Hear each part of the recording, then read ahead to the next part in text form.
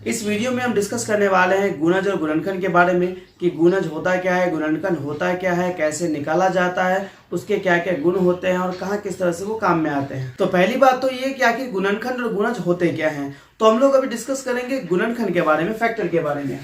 तो कोई संख्या जिस संख्या से पूरा भाग लगती है उन सभी संख्याओं को उस संख्या के गुणनखंड या अपवर्तक कहते हैं। आइए इसको हम लोग एग्जाम्पल के तौर पे समझते हैं। जैसे कि 8 है, तो 8 जो है वो जिस संख्या से पूरा भाग लग जाएगी, कुछ भी शेषफल नहीं बचेगा उसको भाग देने पे, तो उन सभी संख्याओं को हम लोग 8 के गुणनखंड कहेंगे, 8 के फैक्टर्स कहेंगे, 8 के अपवर्तक कहेंगे।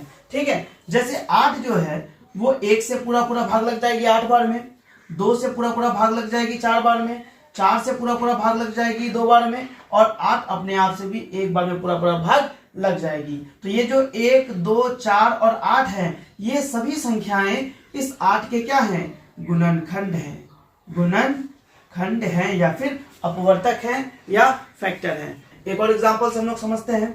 जैसे मान लेते हैं कि है 44, ठीक है, 44। तो 44 जो है वो जिन संख्याओं से पूरा भाग लगेगी उन सभी संख्याओं को हम लोग 44 के गुणनखंड या फिर अपवर्तक कहेंगे। 44 1 से पूरा भाग लग जाएगी 44 बार में, 2 से पूरा भाग लग जाएगी 22 बार में, 4 से पूरा भाग लग जाएगी 11 बार में, 11 से पूरा भाग लग जाएगी 4 बार में, 22 से पूरा भाग लग जाएगी 2 बार में, और अपने आप से तो हर संख्या भाग लगती ही है। ठीक है। तो ये जो 1, 2, 4, 11, 22 और 44 है, ये सभी संख्याएं 44 के क्या है? गुणनखंड या फिर अपवर्तक है।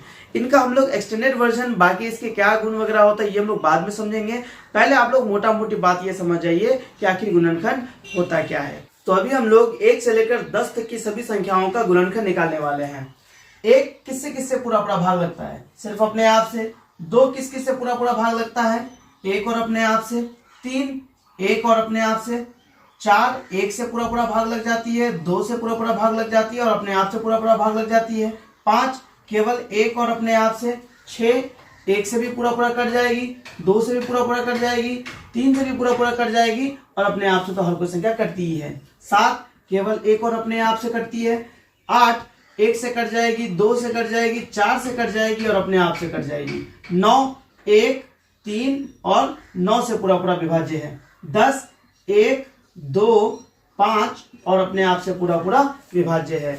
तो ये जो संख्याएं हैं वो इन संख्याओं की गुणनखंड या फिर फैक्टर कहलाएगी। आशान्वित है कि आपको फैक्टर समझ में आ गया होगा। अब आपके लिए टास्क है कि इन सभी संख्याओं का गुणनखंड आप मुझे कमेंट बॉक्स में बताइए, और साथ ही साथ आपको घर के लिए भी एक टास्क दे रहे हैं कि आप 1 से लेकर के 100 तक की सभी संख्याओं का गुणनखंड अपने घर पे निकालें और उसको प्रैक्टिस करें। तो अब हम लोग बात करने वाले हैं गुणज यानी कि मल्टीपल की। कोई संख्या जिस संख्या को पूरा भाग दे सकती है उन सभी संख्याओं को उस संख्या के गुणज या अपवर्त्य कहते हैं। तो कोई संख्या जिन संख्याओं को पूरा भाग दे सकती है, यानी कि 2 जो है वो 4 को भाग दे सकती है, 6 को भाग दे सकती है, अपने आप को भाग दे सकती है, 8 को भाग दे सकती है, 10 को भाग दे सकती है। तो ये जो 2 है, ये जिस संख्या को भागा दे सकती है पूरा, उन सभी संख्याओं को हम लोग 2 के गुणज या 2 के अपवर्त्य कहेंगे या 2 के मल्टीपल कहेंगे, वो आपकी मर्जी। गुणजों की संख्या असंख्य होती है, यानी किसी संख्या के अनगिनत गुणज हो सकते हैं। यानी एक संख्या हजारों करोड़ों अरबों, उसकी कोई गिनती नहीं है, अनगिनत संख्याओं को पूरा भाग दे सकती है। किसी संख्या के अनगिनत गुणज हो सकते हैं। यानी कि अगर आप 2 का पहाड़ा पढ़ना शुरू करो तो 2 एकम 2, 2 दूना 4, 2 तिया 6, 2 चौके 8, 2 पंचे 10, 2 छके 12, 2 7 14, 2 8 16, 2 9 18, 2 10 20। उसके बाद आप फिर 22, 24, 26, 28, 30, 32, 34। तो इस तरह अगर चलते चले जाओ तो आप जीवन भर गिनती करते रह जाओगे, लेकिन ये रुकने वाली संख्याएं नहीं हैं। तो इससे अपने को ये पता चलता है कि किसी संख्या के अनगिनत गुणज हो सकते हैं जिसकी कोई गिनती नहीं है। आइए एक उदाहरण से समझते हैं इसको। 4 के गुणज क्या क्या होंगे शुरुआत से अगर देखें तो 4, 8, 12 और 40। पहाड़ा तक तो हम लोग इतना ही तक लिखते हैं। ठीक है। इसके बाद भी और आगे हो सकती हैं, अगर इसको हम लोग बढ़ाते चले जाए तो 44, 68, 72। ये रुकने वाली है क्या? बिल्कुल नहीं रुकने वाली है।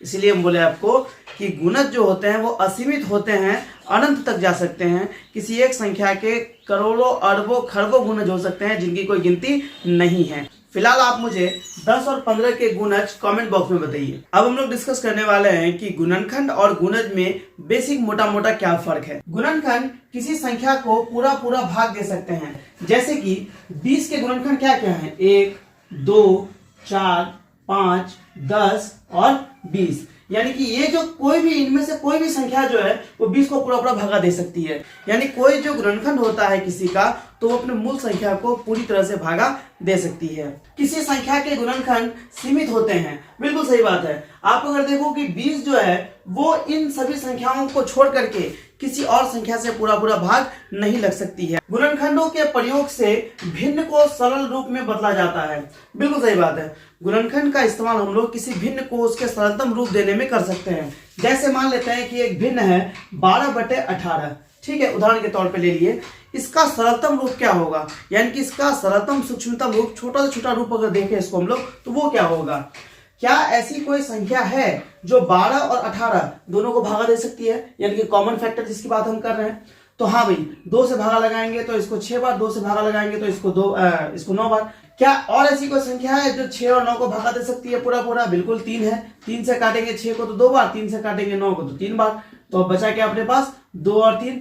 तो 2 और 3 के बीच ऐसी कोई संख्या नहीं है जो उन दोनों को पूरा पूरा भागा दे सके, एक को छोड़ करके, और एक को भागा में इस्तेमाल नहीं किया जाता है कुछ खास, ठीक है। चलिए, तो हम लोगों ने क्या किया कि गुणनखंड के इस्तेमाल से 12/18 को अपना सरलतम रूप दिया, जो कि है 2/3। एचसीएफ निकालने के लिए गुणनखंडों का प्रयोग किया था। ऑब्वियस सी बात है कि हाईएस्ट कॉमन फैक्टर निकालने के लिए हम लोग फैक्टरों का ही तो इस्तेमाल करेंगे, तो गुणनखंडों के इस्तेमाल से जो है एचसीएफ निकाला जाता है। अब बात करते हैं गुणजों की। तो गुणज किसी संख्या में पूरा पूरा भाग लग सकते हैं, यानी गुणज जो होता है वो किसी संख्या का, वो अपनी मूल संख्या से पूरा पूरा भाग लग सकती है। जैसे मान लेते हैं कि 4 से कौन कौन संख्या भागा लगेगी। अब 4 के पारा में से उठा लो कोई भी, मान लेते हैं कि हम 44 उठा लिए पार के बाद जाकर के, तो 44 जो है वो 4 से आराम से पूरा पूरा भाग लग जाएगी 11 बार में। मान लेते हैं कि यहाँ पे हम 160 उठा लिए, तो 160 को 4 से भागा लगा देंगे तो 40 बार में आ जाएगा। तो जो गुणज होता है वो अपने मूल संख्या से पूरा पूरा भाग लग सकती है। किसी संख्या के गुणज असीमित होते हैं, बिल्कुल सही बात है। अगर आप 4 के पहाड़ा कोई एक्सटेंड करते करते चले जाओ तो 40 के बाद आपको 44, 48, 52, 56, 60, 64, 68 इस तरह आप बढ़ते चले जाओगे। आप पूरे जीवन उसको लिखना शुरू करो, लेकिन वो कभी खत्म होने वाले नहीं है, वो बढ़ते चले जाएंगे। तो संख्याएं जो है वो असीमित होती हैं, तो बिल्कुल वैसे ही गुणज जो होता है किसी संख्या का वो असीमित होता है। गुणज का प्रयोग भिन्न को सरल रूप देने में नहीं किया जा सकता, बिल्कुल सही बात है। गुणज से आप भिन्न को सरल रूप में नहीं बदल सकते हो। गुणजों का प्रयोग एलसीएम निकालने में किया जाता है। ऑब्वियस सी बात है भाई कि एलसीएम यानी कि लोवेस्ट कॉमन मल्टीपल जो है वो मल्टीपलों के इस्तेमाल से यानी कि गुणजों के मदद से ही निकाली जा सकती है। अगर इस वीडियो से आपको थोड़ी बहुत भी हेल्प मिली हो तो प्लीज लाइक शेयर सब्सक्राइब कीजिए, कमेंट कीजिए अपना डाउट और कमेंट कीजिए कि आपको ये वीडियो कैसी लगी, और शेयर कीजिए अपने उन दोस्तों के साथ जिनको बेसिक मैथ समझने में दिक्कत होती है। बहुत अच्छी तरीके से हम आपको मैथ समझाने वाले हैं, आगे बहुत अच्छी अच्छी वीडियोज आने वाली हैं। तो मिलते हैं हम लोग अगली वीडियो में। जय हिंद, जय भारत।